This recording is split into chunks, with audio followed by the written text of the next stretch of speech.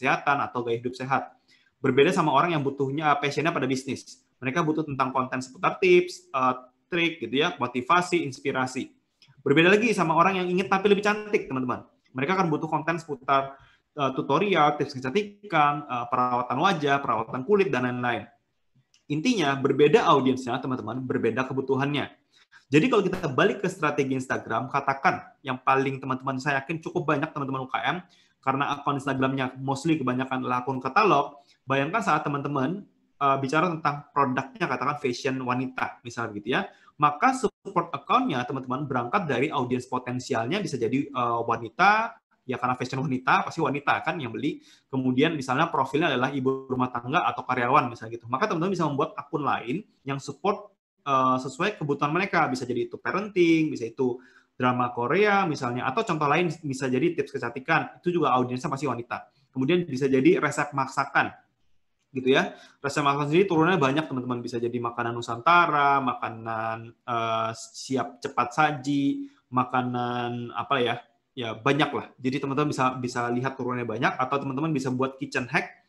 Kitchen hack tuh kayak apa ya namanya, ya sifatnya kayak tips-tips mudah untuk merapikan sesuatu di dapur gitu ya, atau akun seputar yoga atau pilates yang cukup ramai sekarang gitu ya, atau misalnya tentang gym, zumba dan lain-lain gitu ya, atau tentang womanpreneur itu juga boleh, atau teman-teman bisa juga bicara langsung tips, membuat akun secara khusus tentang tips seputar fashion atau yang lainnya. Jadi intinya adalah begini konsep keseluruhannya agar teman-teman paham, saat teman-teman punya produk apa, teman-teman lihat audiensnya siapa yang bakalan beli produk teman-teman, kemudian teman-teman lihat apa yang mereka sukai, karena itulah traffic yang teman-teman harus dapatkan. Saat traffic itu teman-teman dapatkan, arahkan ke akun jualannya melalui bio, dimension di bio, dengan story ke bio kita. Jadi men-story dari akun support ke akun jualannya. Sebenarnya sesimpel itu, teman-teman. Atau ya teman-teman bisa taruh di highlight, seperti itu juga boleh. Jadi seperti itulah cara kita mendrive atau mengarahkan traffic support ke akun jualan kita. Nah, tapi kalau kita bicara tentang konten, teman-teman, seberapa penting sebetulnya konten di Instagram? Di sini saya akan kasih contoh ke teman-teman bahwa saya punya beberapa contoh data seperti itu ya. Jadi dalam satu postingan saya bisa menjangkau, satu postingan menjangkau 973.000 orang, dan jumlah followers dari satu postingan ini bertumbuh sekitar 4.000 followers. Di postingan lain, ada postingan ini menjangkau 360.000 orang, ternyata bertumbuh followersnya 3.300 followers baru. Kemudian postingan lain menjangkau 1,2 juta orang, dan follow-nya bertumbuh 2.900. Artinya, teman-teman, dari hanya 3 postingan konten saja, total followers yang saya dapatkan bisa sampai 10.400. Hanya dari 3 postingan saja.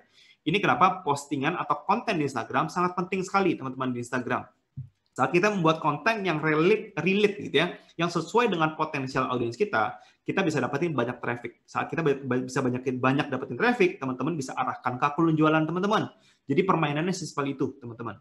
Nah, tapi ingat teman-teman, bahwa tidak semua konten juga dengan jangkauan yang luas atau besar itu bisa jadi relevan atau mengembangkan akun kita. Karena saya juga pernah mendapatkan postingan yang boleh dibilang menjangkaunya cukup besar, teman-teman, 500.000 orang, tetapi yang follow cuma 400. Di postingan lain menjangkau 175.000 orang, tapi ternyata follow-nya cuma 143. Jadi artinya tidak semua postingan itu bakalan bisa mengembangkan akun yang jangkauannya luas.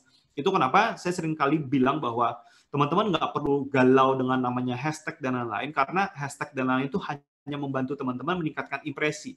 Tapi impresi saja, teman-teman, belum tentu menggaransi bahwa posting akun kita akan ada orang yang follow. Ini kan dibuktikan dari data, teman-teman. Jadi hal yang lebih penting dari sekedar hashtag adalah postingan teman-teman yang fungsi untuk cari traffic dulu, itu harus relevan ke potensial audiensnya. Biar mereka mau follow kita. Saat mereka follow kita, mereka akan percaya kita merekomendasikan apa, mereka akan ikutin. Sebetulnya seperti itulah permainan di media sosial, teman-teman. Jadi kita akan membuat influence, gitu ya, mempengaruhi orang. Kemudian secara konkret, gitu ya, secara contoh realnya, teman-teman, saya akan kasih 2 contoh. Jadi satu konten yang teman-teman bisa lihat adalah konten yang sifatnya edukasi, karena saya bermain di ranah edukasi, teman-teman. Dan yang satu tentang motivasi. Jadi kalau teman-teman lihat secara like, teman-teman, konten yang sifatnya edukasi hanya mendapatkan sekitar 18.000 like, dan konten motivasi mendapatkan 25.000 like. Sekilas kita lihat, maka konten motivasi bisa jadi lebih bagus sekilas saja. Tapi kalau kita lihat data di belakang setiap postingan, teman-teman, ternyata postingan edukasi berkontribusi pertumbuhan akun jauh lebih besar karena hampir dibilang 9 sampai 10 kali lipat, teman-teman. Jadi konten edukasi walaupun like-nya lebih sedikit, followers yang bertambah dari konten edukasi jauh lebih besar daripada konten motivasi. Itu kenapa saya bilang hal yang lebih penting dari sebuah konten bukan sekedar like-nya, teman-teman, tetapi isi sebuah konten yang membuat orang akhirnya mau follow kita di Instagram. Sekali lagi, saat orang follow kita, bukan follow kita ya, maksudnya follow akun kita, yaitu akun traffic teman-teman atau brand teman-teman, mereka akan percaya dengan teman-teman dan mereka akan minimal mencoba apa yang kita rekomendasikan. Sesimpel itu, teman-teman.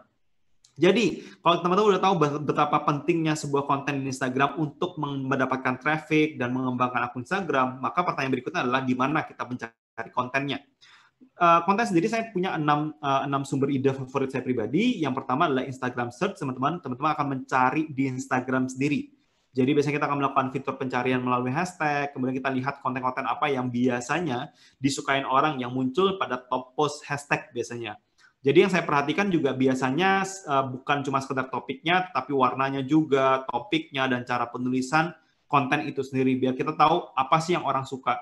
Biar kita lebih cepat bisa berhasil adalah kita memodeling orang, teman-teman. Kita memodel orang yang sudah berhasil. Karena sukses meninggalkan jejak, kan?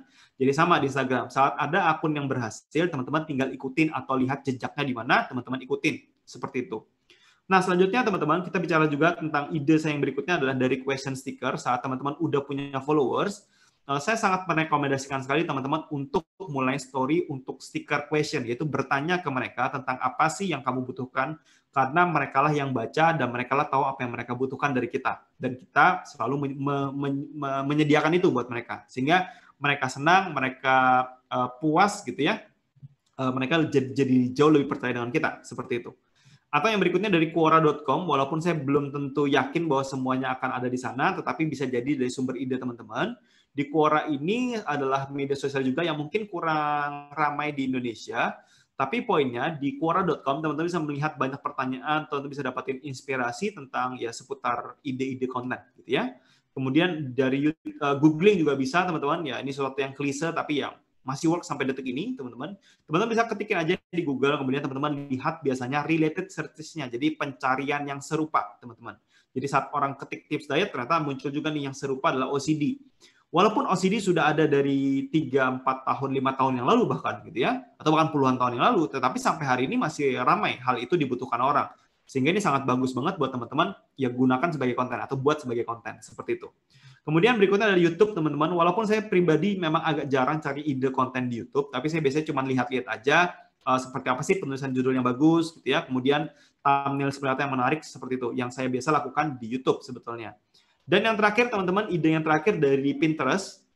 Di mana Pinterest ini biasanya saya akan gunakan untuk mencari secara visual, mencari ide-ide dalam bentuk infografis yang paling banyak di Pinterest. Teman-teman bisa mencari ide desain, ide konten, dan banyak hal dari Pinterest. Intinya adalah ini ke-6 sumber ide saya, teman-teman boleh pakai di mana aja, yang mana aja, yang sesuai dengan teman-teman lah. Artinya saya pribadi sih memang jarang cari di semuanya. Biasanya ketemu di Instagram, ya udah pakai Instagram cukup. Misalnya kalau misalnya nggak muncul, teman-teman mau cari sesuatu yang berbeda lagi, cobalah pindah media sosial, teman-teman bisa lihat banyak ide-ide baru di sana. Jadi ini, tapi inti teman-teman dari membangun atau mendapatkan traffic di Instagram untuk jualan kita, teman-teman harus paham bahwa teman-teman harus bernilai untuk diingat orang.